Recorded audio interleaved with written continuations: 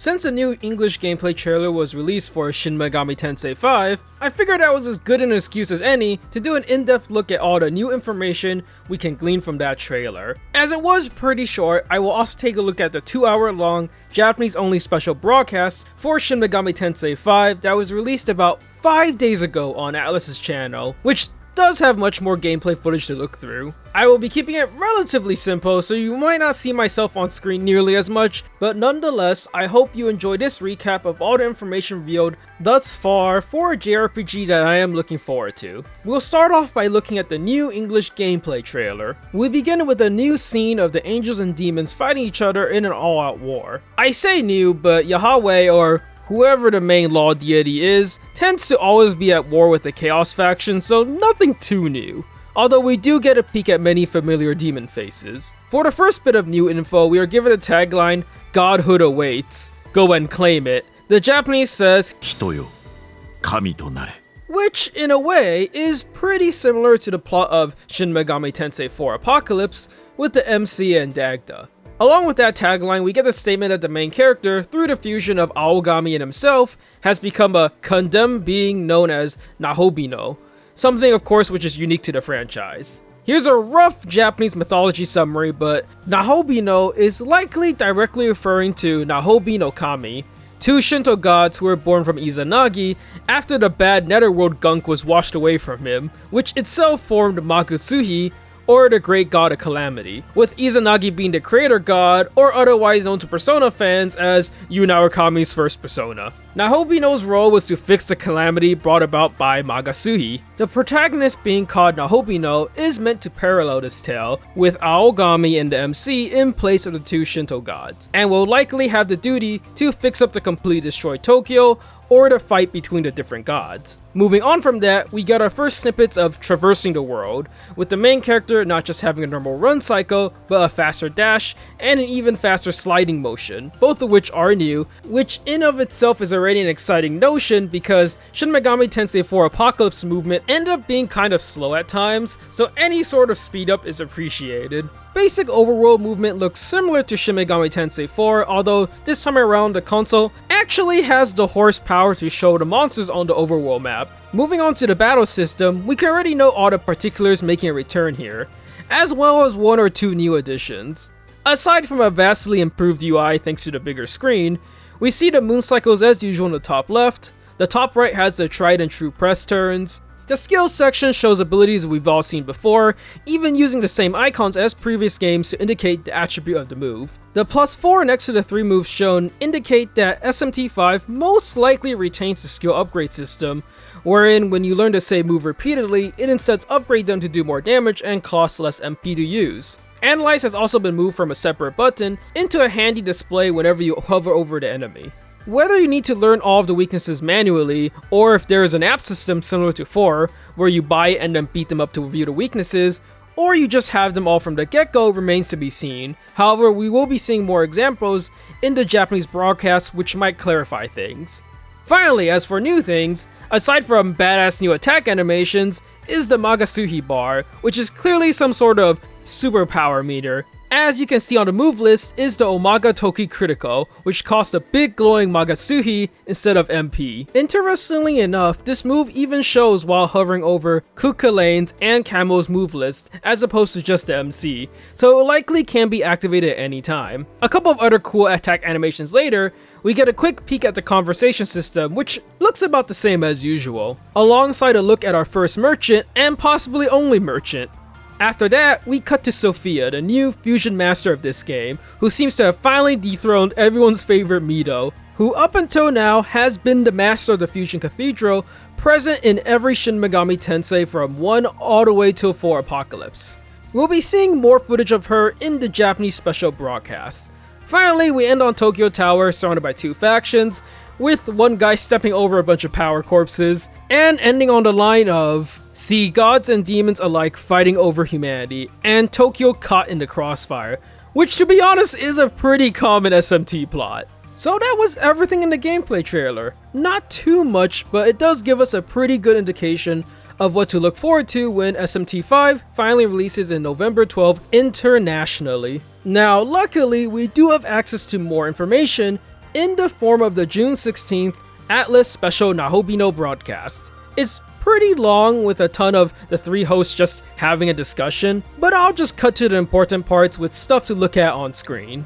First off, we have a story slide, which is everything you already saw in the trailer. You know, tunnel accident, Shujinko waking up and seeing a ruined Tokyo, mysterious man asking him to take his hand if he doesn't want to die. Next one shows our main character with new information revealing that the world he and Tokyo itself has fallen into is Dato. The next slide after that reveals the name of the second part of our Wonder Duel, Aogami.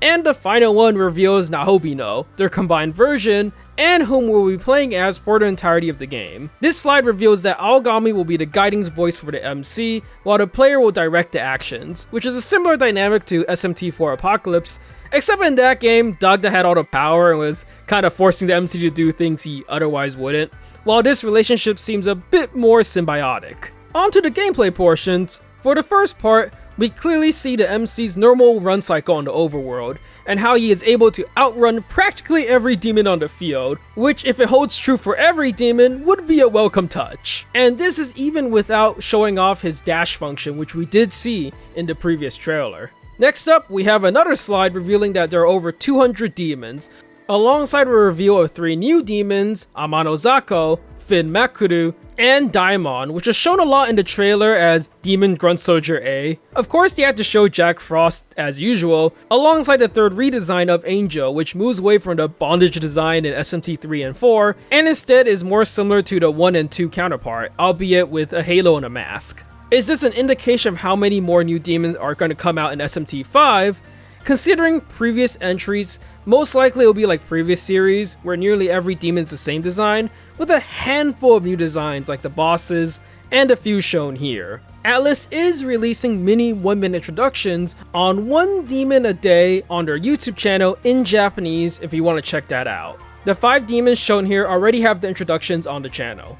On to the whole weaknesses and resistances I was mentioning earlier. In this battle example, you can see here all the attributes are hidden up until the player tries hitting them with the ability. What is interesting to note, however, is that once the Daimon is hit with the weakness, all his other ones are revealed even though they haven't tried Zio yet. Does it all just get revealed after you win the battle anyways? Again, still unsure about that part. After that, we get our first bout of new footage with the introduction of Sophia, who reveals that she has been waiting for a protagonist for a long time, and reveals herself as Sophia, the one who guides the Nahobino. よく来てくれた。我は長きにわたり、再び我を認知できるものを待ち続けていた。我はソフィア。異なる次元から世界とナホビノを導く一人。Rip Mito. Even the host is like, where did the old man go? Anyways, moving on to more gameplay, we get to see our protagonists exploring the world of Dato. We see a nice mini-map function, alongside the basic overworld buttons like map, auto heal, attack, menu, and jump. How much function that jump button is really gonna get will be interesting to see. We also get another fantastic example of our main character just leaving the poor case sits in the dust, with the enemies trying to get a preemptive attack on the MC, but instead the MC turning it back on them with his own preemptive sword attack. Again, similar to Shin Megami Tensei 4. After the battle, we get treated to our first look at the level up screen. Here we see some surprises actually.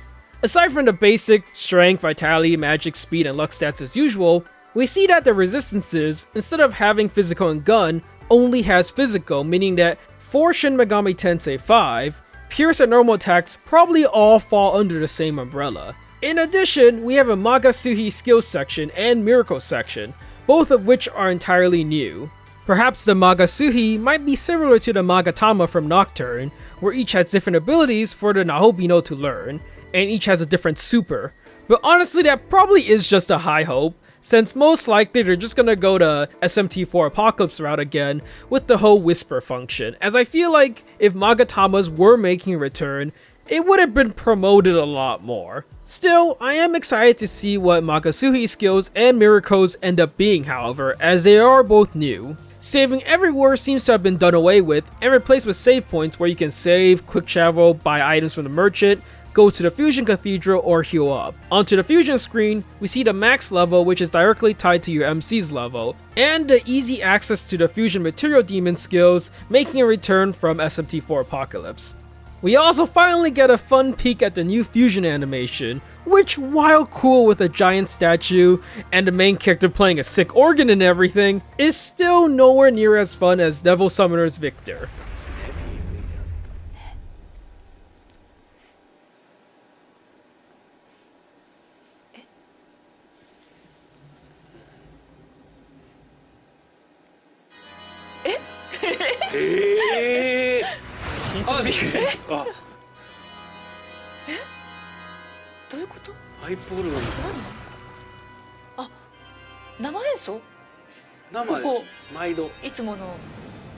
And that about does it. That's pretty much all the info I could glean from both sources of information that were present. For the most part, it looks pretty darn similar to Shin Megami Tensei 4, at least in terms of the mechanics, while the graphics have been majorly updated for a modern day console, which is something to be thankful for. The attack animations, first and foremost, are an incredibly welcome change, considering that the mainline series basically hasn't had any since 2003 with Nocturne, as Shin Megami Tensei 4 and 4 Apocalypse had no models during battle, and every attack was an effect overlaid on the enemy sprite. If there's anything to be looking forward to in this newest iteration, it would be that for sure. The main battle theme, which is prominently displayed in every trailer and in the broadcast itself, sounds really good. And if the rest of the game sounds just as good, that is something to look forward to. Anyhow, that'll be it for me, and probably the last time I'll talk about Shin Megami Tensei 5 until the game actually comes out November 12, unless something ridiculous comes out. If you've got anything you want to add to all of this Shin Megami Tensei 5 speculation, feel free to do so in the comment section. Anyhow, all the associated buttons to support the channel is there as always, and I'll be seeing you later. Till next time.